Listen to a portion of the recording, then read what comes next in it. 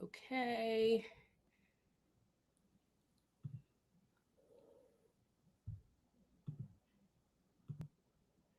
We are definitely live on YouTube. And now I just need to. Mm. Welcome to the most stressful introduction to a podcast you will ever hear on Ground Pass because we are trying something new. We are actually live streaming this episode on the interwebs, on YouTube and Instagram. So if you are listening to us on your usual media platforms, such as, Spotify, Apple, or even listening to the audio version only on YouTube, you might notice that this show has a little bit of a different feel to it. And that's because there might be, well, we don't know yet, We either don't know a yet. lucky couple of people who listen to this live already, or there'll be a bunch of people who listen to it already, and you're kind of catching up on the party afterwards. But yeah, we are live, everybody, and it's We're already great. live in troubleshooting because we're live on YouTube, but not yet on Instagram. So I want to Okay, make sure that we are. And I think I just need to change a little setting. I just want to say Yeah. hi, Felicia. Who is like Felicia! in the chat. I have never spoken to you, but I've heard lots about you. And hello, no worries. This is brilliant. We're getting some people coming in and interacting with us, which is fun. And again, for those who might be listening back on the podcast, what you might notice is we'll start having conversations with people that you can't hear. So because they're all putting it in the live chat. But it's very exciting to see this. I don't know who No Worries is. We've never interacted on any kind of YouTube medium before, but that's brilliant. But yeah, this is exciting. This is new territory, and we're excited to try this out. And please let us know how it went after it was done, whether you did watch it live or whether you are listening back to whatever the heck this turns out to be. But yeah, we'll take questions from the audience as well. I'm just helping Anastasia out while she's troubleshooting here. So if anyone has any kind of questions you want to ask us about anything, obviously it is day one of RG right now. And we are actually in the middle of the night match because Ben Shelton and Lorenzo Sonego are having an absolute battle. My stream stopped as soon as we went live because my internet needs to. Oh, really? Yeah, my internet It needs was to like, focus I on can this. only do one thing at a time. A little bit, yeah, but I think this is the priority. I think what is definitely, but obviously I'm excited to see what happens in this Shelton Sonego match because this does seem to be turning into the first night epic that we are seeing for the men at the French Open. Obviously, we've had a couple of epics on the women's side. We've had a couple of 5-setters already. Let's see if I can get my stream back up and see what happened with that actually. Hopefully, this is not a problem for when I'm doing a live stream for someone else tomorrow. As it looks like Sonego's got a break point, and I think he's actually broken for a 4-3 lead in the third for Shelton. So Shelton's already in trouble. That's your live update from Roland Garros. Shelton is in trouble on Philippe Chatrier night session against, well, the Sonegoat. Well, you know what? I cannot seem to get it to work on Instagram for some reason. So I think we will just carry on and not have it there. Carry on. It was there before, but it doesn't seem to want to show up on Instagram. So retract everything I said about being live on Instagram. Technology. We'll have to look behind the scenes and see if we can troubleshoot that. Yeah, we'll have to do that for another time. Okay. Hello. Okay. Oh, great, Anastasia. You're actually paying attention to the rest of the world now. Yes, I am. And I'm in my Roland Garros hat, which I think I'm going to take off. I wanted to wear it because obviously, and I really love this color, but who wants to wear a hat inside? Not me. I'm not one of those people. So hello everyone. Welcome to a very special episode of Ground Pass. We are live, like live, like Saturday Night Live. I mean, yes, we are. It's Sunday night, Anastasia, and Okay, I've fine. been saying this for the last 5 minutes. I know you have, but welcome everyone. It is day one of Roland Garros, and we thought, why not do something crazy that we've never done before on day one of Roland Garros, but go live, obviously. So that is what we are doing today. Thank you for sticking around through the mini technical difficulties, but we carry on. Isn't that what we do? We carry on. We do indeed. Okay, so thank you for everyone who stopped by and is watching us live. That is so nice. In this episode, we're gonna recap what happened day one of Roland Garros. As Nick said, it is not completely over yet.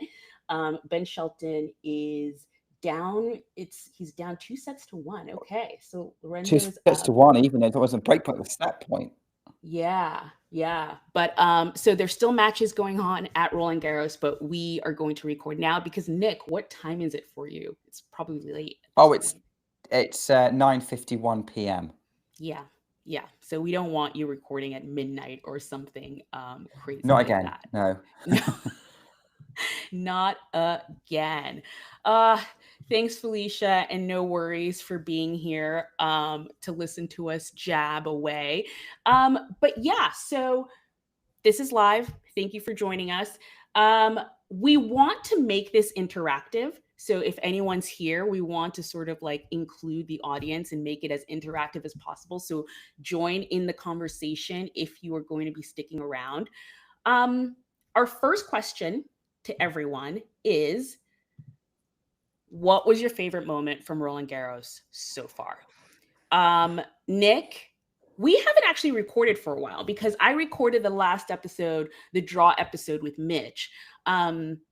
So Which I haven't. would have been at midnight my time when you recorded it, so I couldn't make it. So you could not make it. But what I don't know what you think about the draw yet. Do you have any sort of hot takes about this specific draw? Well, I did a very comprehensive draw breakdown on a different podcast, so sorry, I kind of I thought of you the whole time. Anyway, I would say for this draw, it's interesting. I think the men's draw, you've got like one really open section. I say open, like who would have thought that Lorenzo Musetti would be the most likely person to make the semi-finals from a Grand Slam draw? But there you go. That's the situation we're in. He was stuck with all the Americans. Yeah, they put all the Americans who apparently can't play on clay unless you're Tommy Paul in that section. I actually thought Alex Mickelson would have a really good chance of coming through, and then that did not happen because he's now out. But then, for the men's draw, I'd say it's kind of reinforcing that we are going to get another Sinner Alcaraz final, most likely. Fingers crossed. Djokovic is probably going to make quarterfinals. I think he's in a good position to do that and be a factor in this tournament. But Sinner Grand Slam final #1, I want to see that. I think everyone wants to see that. But there's lots of opportunities for stories in between, especially in that third section where we could get a crazy run. And I think if you're a ground passer at Roland Garros, going to that matches in that section, you could end up watching someone who goes really deep and becomes the story of the tournament. For the women's, you've got like this crazy section 2 with Paolini, Swiatek, Rybakina, Ostapenko, Svitolina. We did have Kostyuk, but not now. And we'll talk about that. We'll talk about that in a minute. And then you've got almost the opposite, which again, they've got this really like this section where like Mira Andreeva is the clear favorite to come through, and she's 18, which is insane. So that's kind of how I see the draw. Is there's these sort of weird sections where anything could happen, and there's also these really straightforward bits if you know your tennis. And I guess with the women's draw as well, it's also very like there's a clump of players who could do really, really well and win it. But that's kind of how I see the draw anyway. Yeah. Not done a draw preview for Ground Pass, so it's very difficult for me not to go full tennis fan and go into the detail of how things could play out. So Yeah, it's yeah. interesting for the No, but audience. it was a very interesting draw. I really liked this draw. It definitely threw up some very fun possible matches coming up. If you saw the clip that I put up with Mitch where we talk about the possible Lorenzo Musetti and Runer, like what is that, fourth round? That could be Mm. epic. Like that could be a lot of fun. But regarding our first question, what was your favorite moment so far from day one? I mean, so I don't know, because I feel like it kind of came quite thick and fast for me, because there was this section of day one we were getting like result, result, result, result, and I think I was kind of going crazy on um, X and Blue Sky for a bit because I was just posting everything I'd just seen. Um, I'd say favorite moment for me. I'm gonna say the one that kind of made me have an intake of breath was watching Sára Bejlek, um, who I don't know if you caught any of that match, Anastasia. I did. I You did. did. Like, Hmm. oh Everything my word, actually. Yeah. oh my word, that girl can hit a forehand. Like, this is sharp intake of breath when you see it. And I watched her as a 17-year-old playing Leila Fernandez, and I did not think that was her game. And I don't know what's happened in the last sort of year and a half for her, but she suddenly decides to just crunch everything. And Yeah. uh, it's She's kind been of, away with injury, right? Because she had to yeah, qualify. as a lot of Czech players have been. So yeah, so she's dropped down the rankings a bit.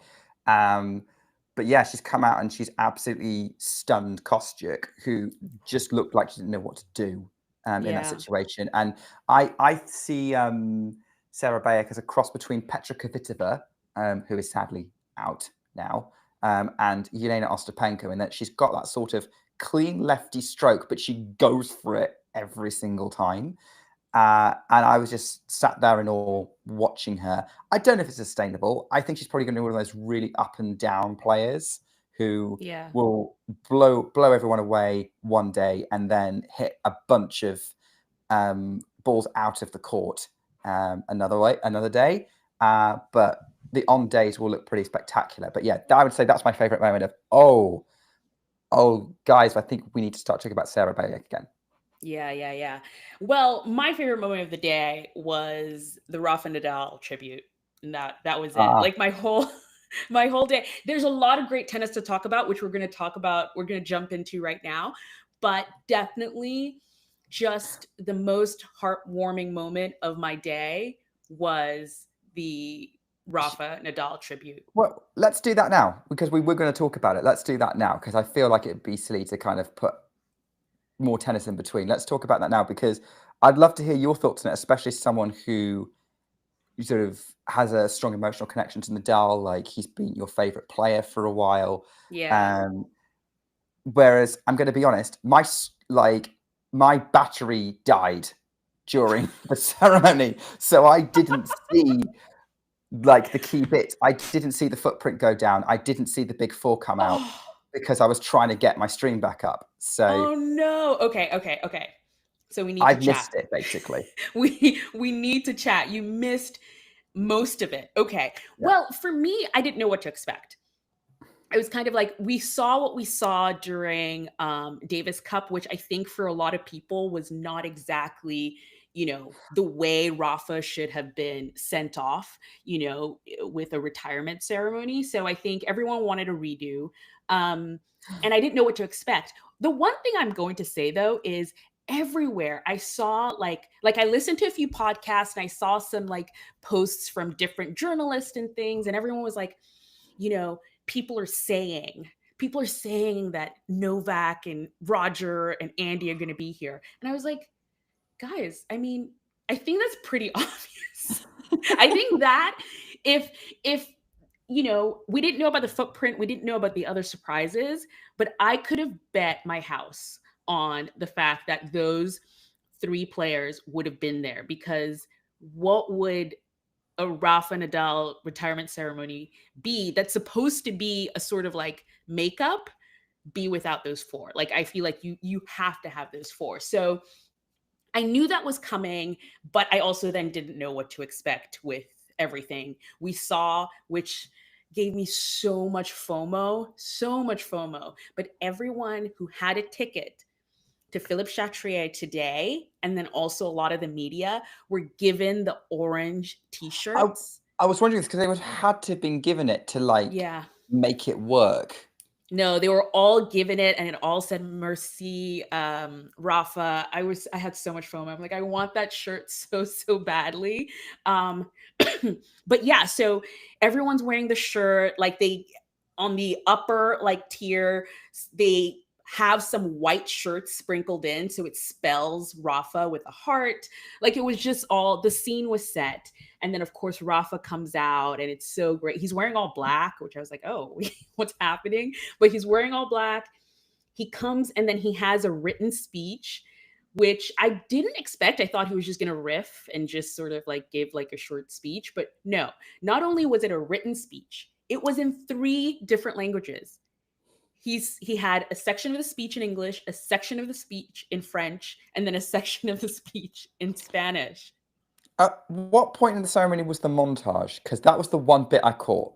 The montage was after the speech, if I Okay. remember correctly now, because, well, there were 2 different montages. There was like there was one before the speech.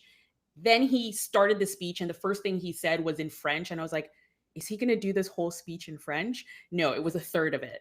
But it was a big chunk of it that was in French. And then they had a separate montage for when the big four, the rest of the big four came out. So there were like 2 different montage stuff. And the stuff with the big four, like, it was very, he did do like a mini speech to them, but it wasn't written. It was riffed on. Like, he just said what he said. They didn't say anything. They didn't speak. But it was all like smiles and hugs, and seeing all the photos come out of it, like, was really, really great. Hi Andrew. Hello Andrew, who's here listening to us. But yeah, so that happened, and the part that really then got me, and Rafa was emotional throughout the whole thing, but I thought, what is going to happen? And I don't know what you think, but Rafa's Spanish, but at this point, he's like the most French tennis player there is, because he was allowed to like carry the torch at the Olympics. Like, there are just so many things. And I thought, you know what? Maybe at this ceremony, they're going to make him an honorary Frenchman. Someone's going to come out with a French wheel out passport. Emmanuel Macron, and he's going to hand over a certificate of French citizenship. Just right away. Like, I thought that's going to be his gift. But what it was this beautiful, and the moment, the reveal of it was just so beautiful. Like, you wouldn't have known.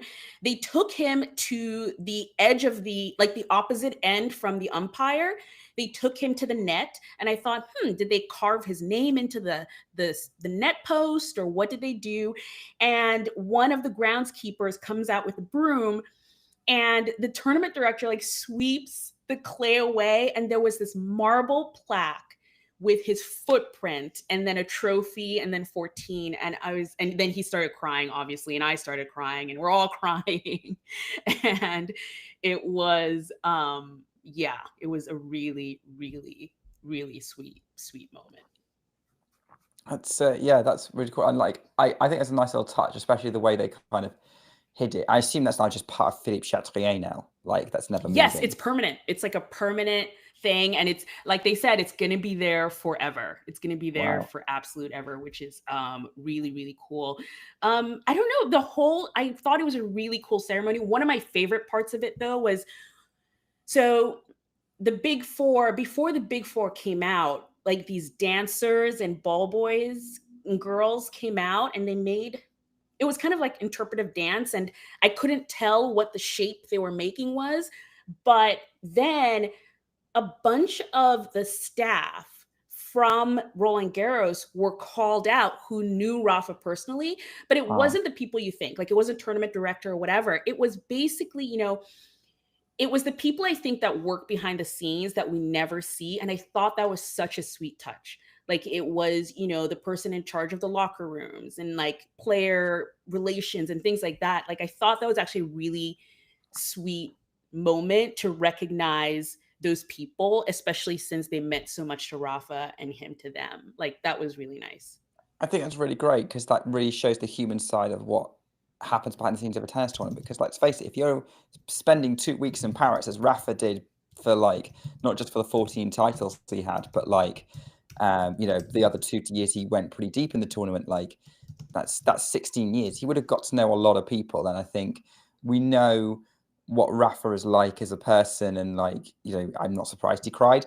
I think he is someone who genuinely wants to connect with people and is very personable, and so I think it's nice to sort of I wouldn't be surprised if it was his idea to wheel those people out. So I Yeah. think it's a nice touch, and it goes to show like the tournament is so much more than just the people on the stage, as it is with any kind of production. So yeah, okay. I mean, I'm quite glad it was better than the Davis Cup one. I'm going to be honest, much one of better. the reasons why I didn't rush to turn it back on in the midst of all my technical problems was it's probably going to be another Davis Cup. So Oh no, I think it was a lot. It was much much better and sweet and yeah, yeah. But that was just a part of the day. It was my favorite moment, but there were a lot of matches. So let's get into it. Let's get into all the matches that happened today. do you want a live update on Ben Shelton? Oh no, what's up? He's broken in the fourth. So no, he has broken Sonego in the fourth. We might be going Okay. 5 on Chatrier night 1. Okay. It'll be let's go. Let's go, Ben. It's the only men's match I think that was on Chatrier today so far, right? No, Musetti's Musetti was on. match Okay, was on yeah, Chatrier before the Nadal ceremony. right. So we might get a 5-setter tonight. But let's start with the match I started with. So I woke up really bright and early. It was like one of those like first day of school feelings. Even though it's Sunday, I was just like, "Yay, we're going to school!" And the first thing I turned on was Stearns and Averlies, and I thought I knew how that would go. Like, I mean, Stearns has been playing so well. She had all those like super long, tough matches in Rome, and she was a grinder, and she lost in straight sets to Averlies. Have you seen any of that yet? No, I haven't. I didn't watch any of that match. Well, I'll tell you where I came in during the day, but basically I missed probably the first third of it, first third Okay. half of the day, because it's a Sunday for me. So I didn't. I obviously saw the result, and I was like, I'm not massively surprised because Averlies has been kind of making some waves this year. Like obviously she got to the second round of the Australian Open as a lucky loser. So I didn't think it was out of the question that she could beat Stearns, but I thought Stearns was playing so well at the moment that she should have got through that match. But yeah, what can I say? Like,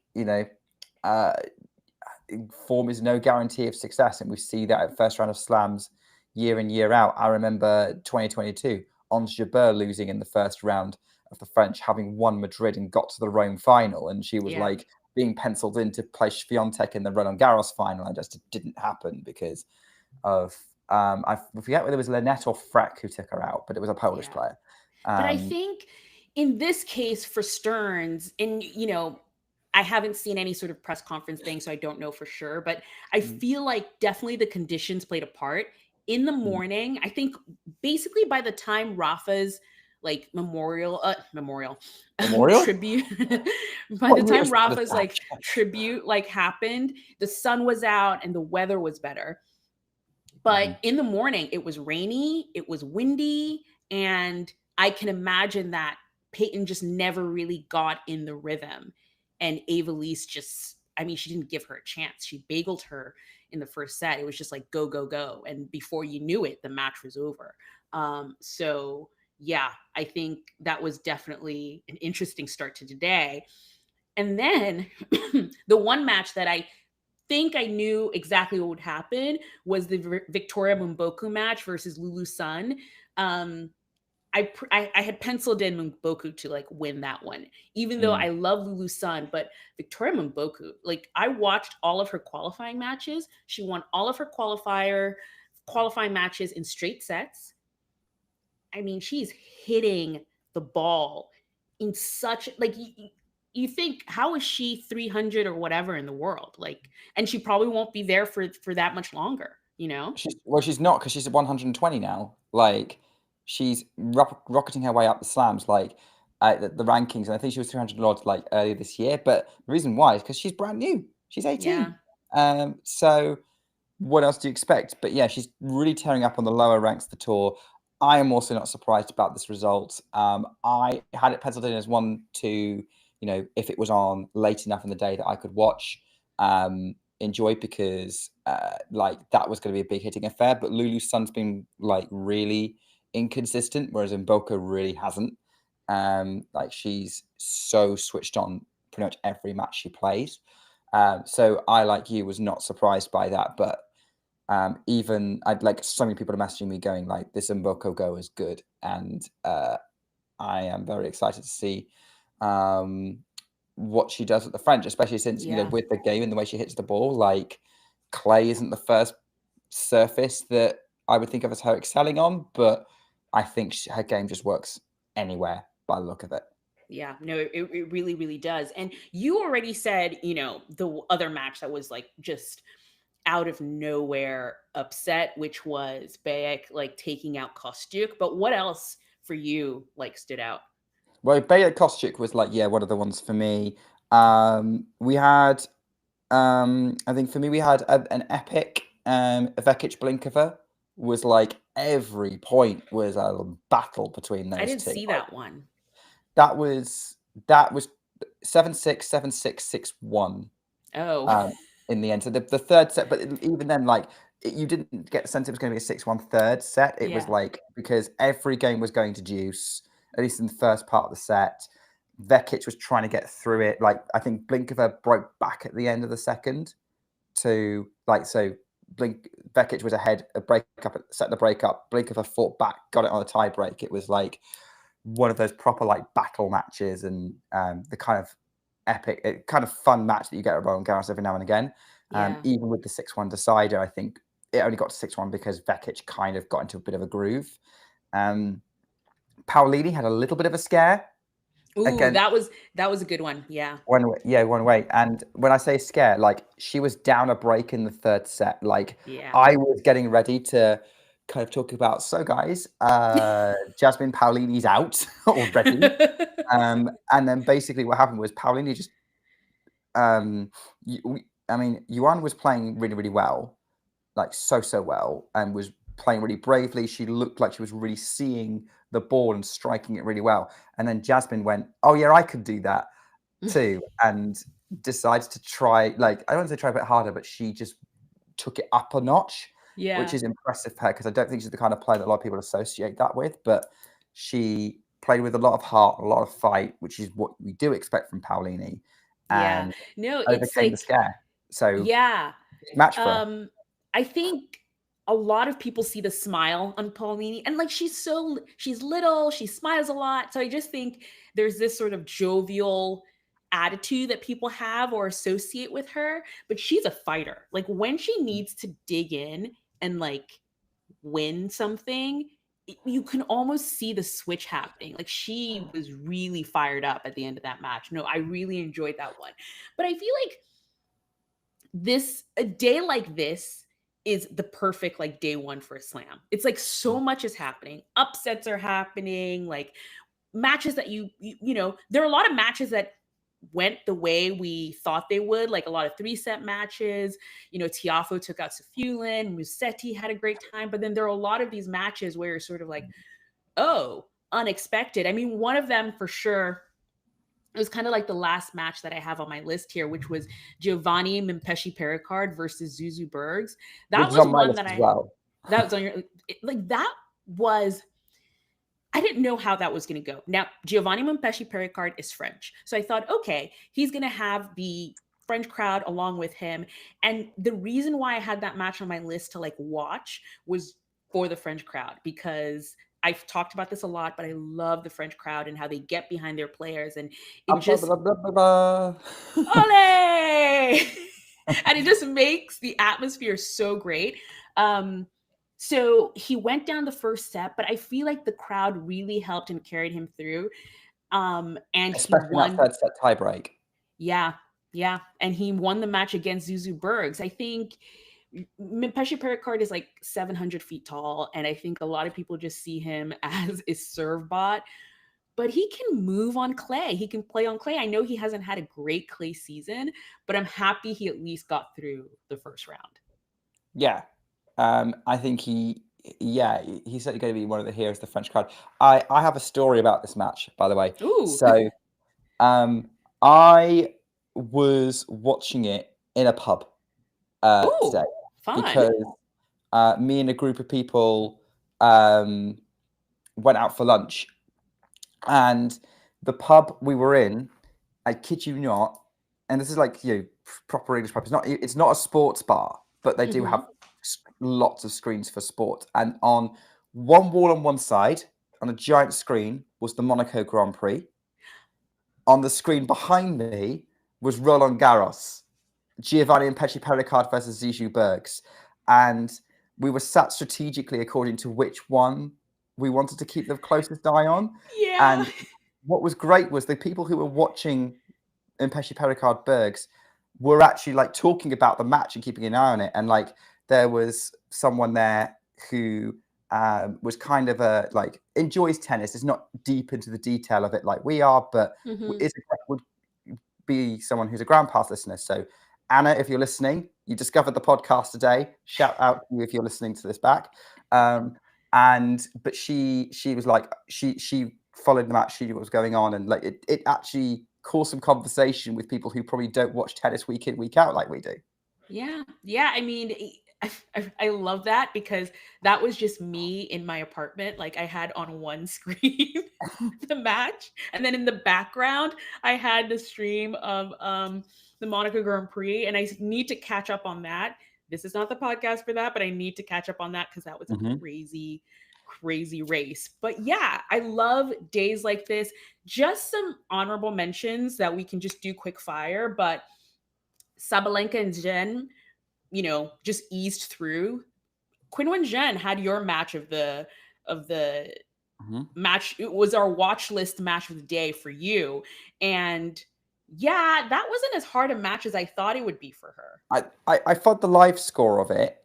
Yeah. It did look like Pavlyuchenkova broke back a few times during the match. It did go a bit back and forth. I don't think it was super straightforward. Yeah, it just never seemed, because I was watching it, and every time like Pavlyuchenkova would like break back or break, I'd be like, oh, yay. But it never felt like she had control of it. I was like, oh, okay.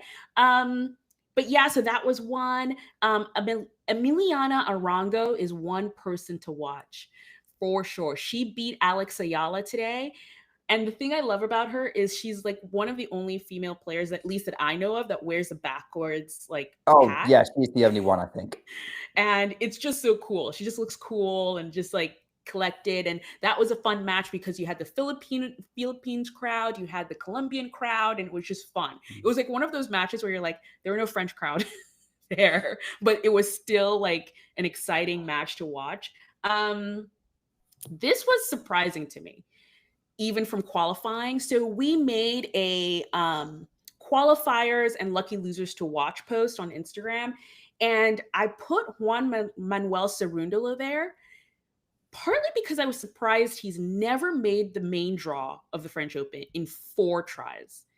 And he's like, I feel like he was born on clay. He and his brother are like a really good clay court player. So it was very surprising to me that not only had he just never played main draw of the French Open and never qualified through it. So it was nice to see him go through his first match.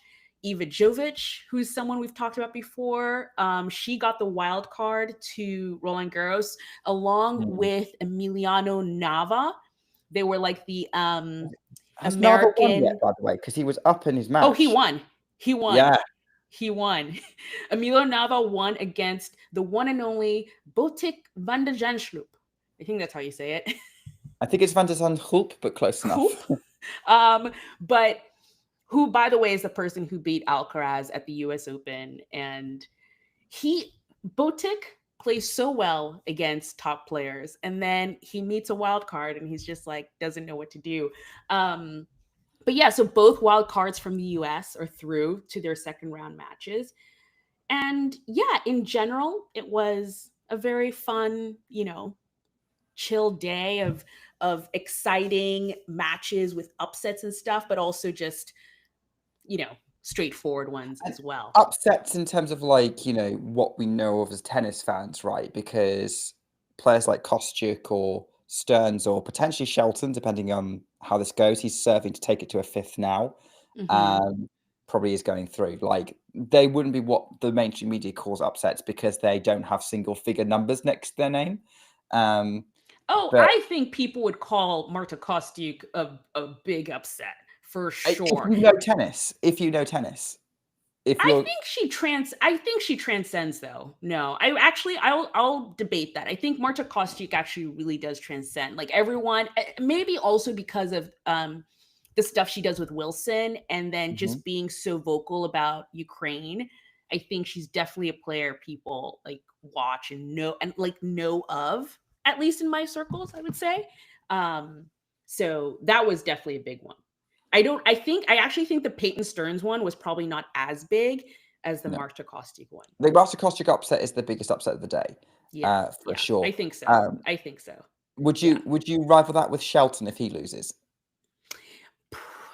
Not so much because Shelton is just not. I know he got to the finals of what was it, Munich, which is a clay Yeah. court tournament, but he just hasn't done well so far this clay season. So I actually wouldn't be surprised. I picked Sonego to win this one, so we'll Okay. see. Yeah, we'll see. But moving on from the matches of the day, um, we've already talked about Rafa, but I want to talk about how we are watching Roland Garros because I actually got a question today, and later on, like once we're done recording here, I'm actually going to record a reel about how to watch Roland Garros because it's the one question we get. I think it's actually most of the questions I've answered from people today have been, where are you watching? How are you watching? I know when I was watching the um, Rafa tribute, someone was like, I'm on TNT. I don't see it. Like, where is it? And we figured out that they had a cable stream and it wasn't on cable, it was just on the app, it was on the streaming Yeah. app. So they're just little things that I think confuse people and it's not easy to I follow. I So would I also like to wanted to talk about it. I would also like to say the Nadal ceremony, one of the reasons it didn't work for me was when I clicked on it, it didn't come up. Nothing happened. I had to go back and click on the Musetti match for it to come up. So there's some little gremlins here in sort of how it's all set up that make it tricky. And I was thinking about this because, yeah, I think this is some doing this is sort of how to watch is something that we were going to do anyway, and like how I would go about it. And I was kind of initially thinking, is the French Open the hardest slam to follow? Um, but I don't think it is because I then looked at who has the broadcast rights, and actually, internationally, it's a lot of the same broadcasters that we would have, with the exception of Hmm. as usual. The US, it is different to who usually has the Grand Slams. The UK, it's the same as the Australian Open. But then worldwide, like beIN Sports in Asia have it like they have every other Grand Slam, say with Sony TV. Yeah. But this does seem to be TNT Slam that they have control of because, like, essentially what we're saying here is whoever TNT Sports is affiliated with in the UK or the US is who is broadcasting it. So in Right. my case, Yeah. it's Discovery Plus. Right. I think though you might be onto something in the sense that it might be one of the most difficult slams to follow, only because it's changed. So Mm. years past in the States, it's been on Tennis Channel. And Tennis Channel, now they're much better. Now they have a standalone app that is so much better than it was even last year, that I think if the French Open, Roland Garros was still on it, it might have been great. But Before, you had to get a cable subscription to get some of the channels and some of the matches, and then also their app to get the rest of the matches. So it was pretty confusing. And they were also sharing it, the rights of it, with NBC. So then some of the matches were on Peacock, then others were on NBC. So at least in the States, I think the French Open has always been a bit fragmented. This switch now, I actually think is better, but it's new. So it's almost people just trying to figure it out all over again. Like, how do I watch, the French Open? So I put out on X, Blue Sky, and Threads a little sort of like breakdown of how to watch it. I made these like little graphics that showed things as well. And I'll do a version of that for Instagram and TikTok. But before that, just so that we can talk about it, I really did try every different way of watching it in the States, which was time consuming and like drove me crazy a little bit. But I will say, if you want to watch every single match, whenever you want to watch it, you want to watch all of the replays, you want to watch all the sort of live kind of sit down shows that they do around it, just get HBO Max. Get an HBO Max streaming subscription. It costs $20.99, and that's going to do you. You're going to get every single thing from the Roland Garros. The one thing I will say, they have this thing called a multi-viewer, which I usually love. I love the multi-viewer, especially during the early rounds of matches where you can watch like multiple matches at the same time. The problem is on ESPN, which usually holds the slams, you can pick which match you want in the boxes. On HBO Max, you can't. You just click on the multi-viewer and it's like whatever they have on there. And sometimes there was a time when Musetti was playing and maybe they were going through a glitch, because you mentioned that as well for the Rafa thing. But there are 4 boxes, and in 3 of them, it was the Musetti. Who was he playing? Who was Musetti playing? I can't even remember. But it was Musetti's match. And I was like, why is he on 3 of the screens? We only need him on 1. And the same thing happened during Tommy Paul's match as well. So maybe they're going through some glitches on day 1, but I did not like that feature. Otherwise, I kind of like the service a lot. Yeah, so Musetti was playing Hanfman, by the way. Just a bit of an update for you, Anastasia. We are into a 5th on Chatrier, and Shelton's got the trainer out. So he's won the 4th, but he's talking to the trainer. So okay. that's interesting. But yeah, I can see why. I think for me, it's interesting you're saying the price there. For me, Discovery Plus costs £30.99 for a monthly subscription. Which is quite steep, especially since I only really want, like, there's a couple of other sports on there, but like they don't really get first pick for a lot of sports, TNT.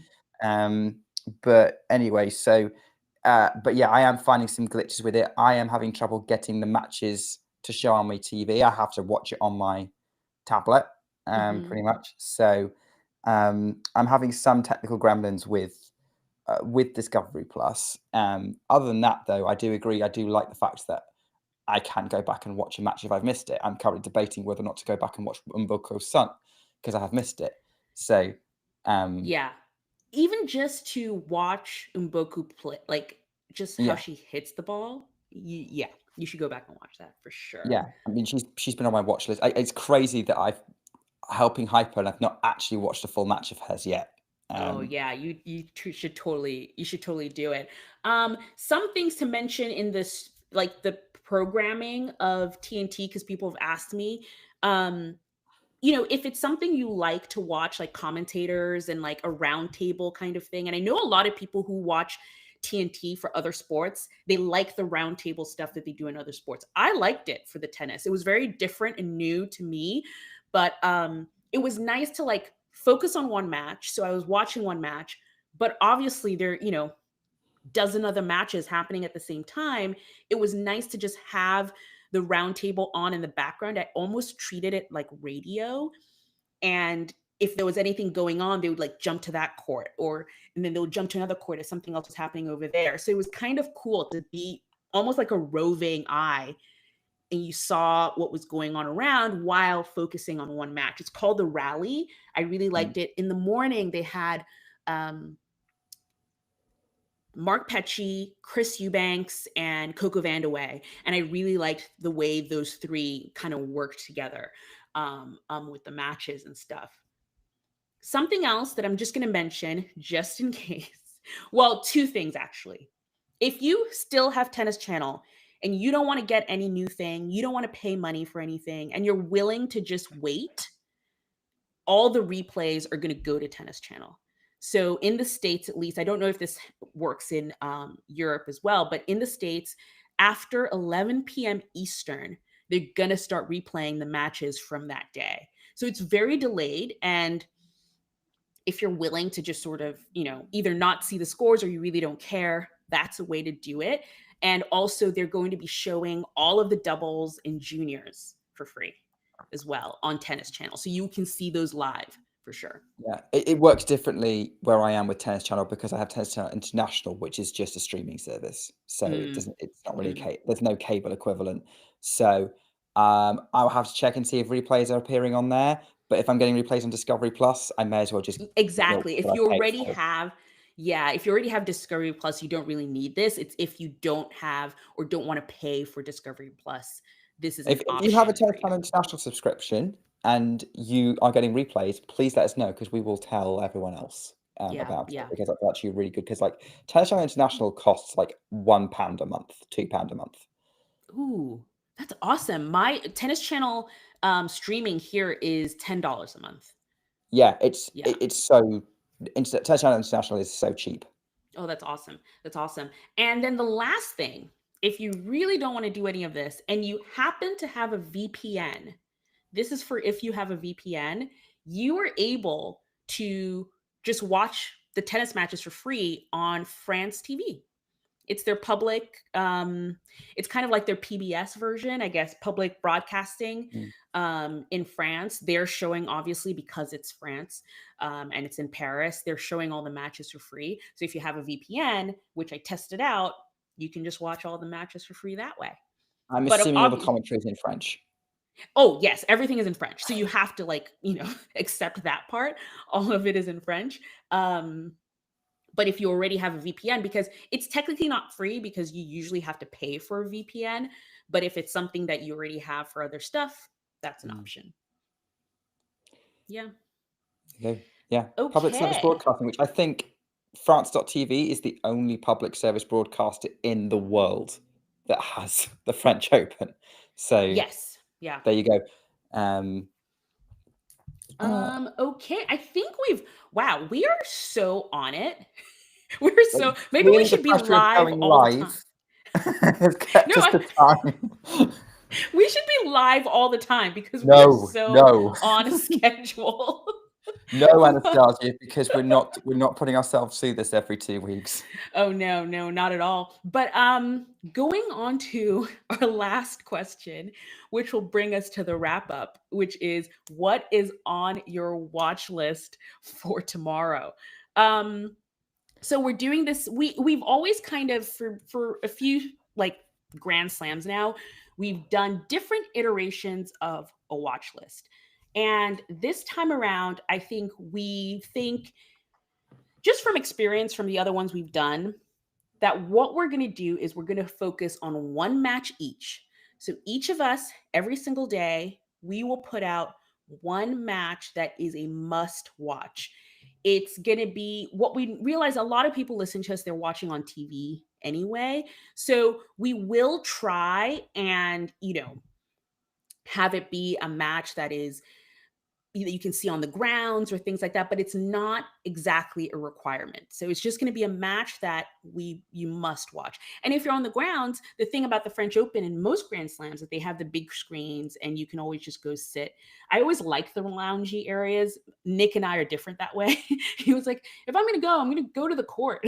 But sometimes you just want to hang out and lounge with your friends and watch. Oh, hi, Jen. We have a message from Jen here. I think Jen is from the UK. So am I all right coming back on that one? Yeah. So see, Jen is saying that she can't believe their month of Discovery Plus costs £30.99, so £6.99. It's the first year she hasn't subscribed, but she's lucky she gets a few streams via TNT on Sky. And that actually, you've raised a point that I missed in my rundown of how you can get it in the UK, which is that if you already have a Sky package, so like to get your US Opens, your ATP and WTA tours, like if you pay full whack for Sky, you get TNT as part of that. So like, you know, if you've, so that your upgraded package, actually you've already got that. You might, I don't know if you've got replays, but you'll get that. And then the only, and so that's important. Same with Amazon Prime. I think there's a link to your Amazon Prime there if you already have an Amazon Prime account. It's not as good as the Discovery Plus app. It's not as, you only get live, but you know, you can pay more for an extension to your Amazon Prime app. But also the reason why it costs more is they upgraded, they basically took all the sports off the basic package for Discovery Plus and put it on the next package up, which is why the cost has gone up. So just to come back on what's going on. But yes, I agree with you agree with you, Jen, that is somewhat ridiculous in my personal opinion that they've done it, and I'm not happy, but I don't like spending money in the first place. Yeah. Okay, but going back to our third and last question is, what is on your watch list for tomorrow? And I am going to put this up in the chat because it is mine too. Yeah, because so Maitland has said that theirs is Naomi against Badosa. Yeah, and that's your pick. And this that is my unusual pick because usually I pick a women's match and you pick a men's match, but we've gone opposites. We have. But when the draw was, because I watched the draw live, and when that matchup came up, I was like, I don't care where I am in the day, I am watching Osaka Badosa for sure. I think there's a lot there in the sense that Naomi Osaka is doing so well right now. She's getting so good on clay, and she's getting really match tough, which is what I love. I was listening to a podcast of some journalists who are at Roland Garros right now, and they said something. Naomi came into press, and one of her answers to a question was, she was saying how when she was losing the match in Madrid, that first round match that she lost when she was losing, about halfway through it, she started thinking of her flights home. Like she was like, how much longer for this match? Like, can I catch a late flight so I can go see my daughter? Like she was already out of it. And that was when she lost that first round match, and then she went over to do the challenger, which she then won. And she said, even during the challenger, when she was in tough matches, she like would go away for a second, and she had to learn, like, look, I can't keep doing this because this is how I'm losing. It's like I almost check out already. And so I think from playing all these matches, she's getting match tough. So I want to see how she can do on clay. And then on the other side of it, you have Paula Badosa, who I love as well, has had this horrible back injury that she's been fighting and coming back from. And in our draw show, the one that I did with Mitch, I mentioned that before the draw, like right after the draw came out, Paula Badosa, she had withdrawn from where was she? Strasbourg. She was playing Strasbourg, and she had just like withdrawn from a match. But then she kind of posted on Instagram this kind of, I have this back injury, but I'm back and I'm here to stay. And I just thought that's very Paula Badosa, given what happened over the last sort of couple of years. It's very Paula Badosa, but I was very much like, oh, now this is a boxing match. You have like Naomi Osaka, who's like match tough and is like wanting to get far in tournaments. And then you have Paula Badosa, who's like, don't care about this injury. I'm stronger and I'm here to stay. And I was like, I must watch.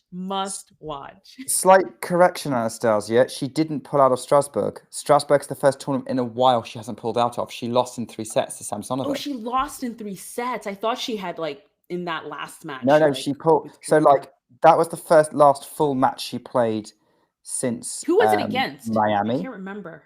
Samsonova. Okay. So Okay. she did, obviously she pulled out of Madrid, she pulled out of Rome, she's played Strasbourg. Bouzkova withdrew against her in the first round. And Mm-hmm. then, Badosa went through with Oh, that's Samsonova. probably what I So was thinking about. Someone retired against her. Okay. Okay. someone tried to get her. So she's played and lost a match against Samsonova, and a tough one as well.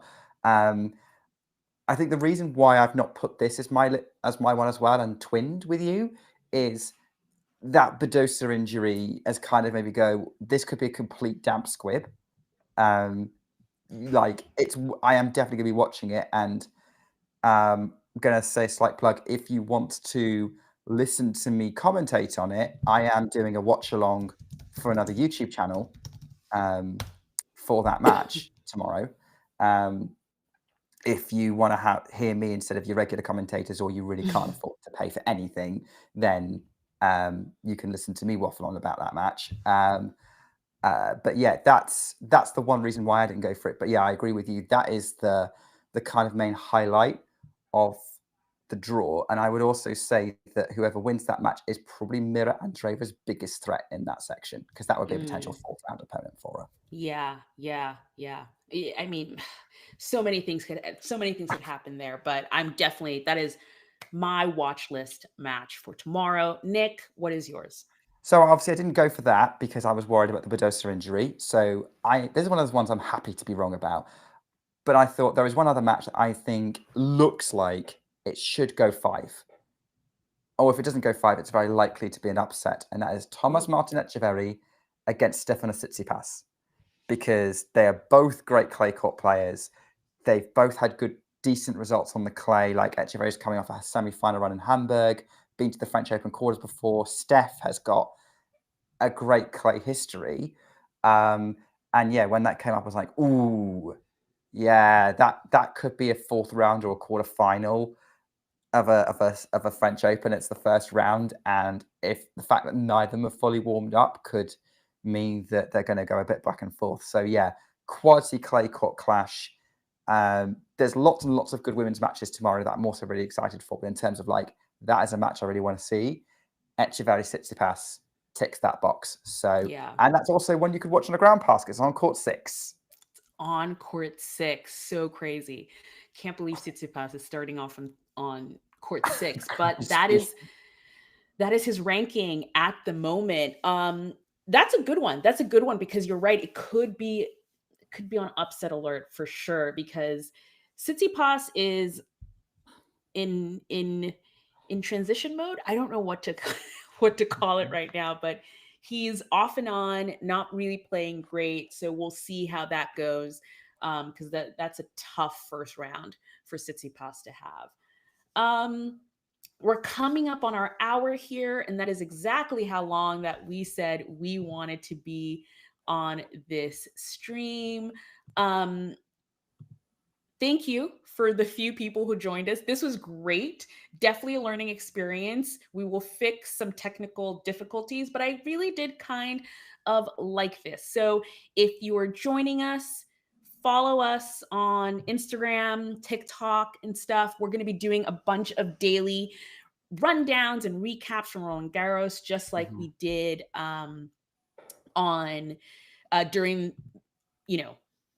the Australian Open. That is our Instagram account, and this is our TikTok. Also, if you're more of a text-based individual, we're on Threads, Blue Sky, and we, tweet, post, however you say it on Blue Sky. What is it on Blue Sky? Skeet? Skeet? No one's worked it out yet, I don't think. From time to time. That's our Thread account there. And then that is our Blue Sky account. And if you've enjoyed our little thing here, please like and subscribe on YouTube.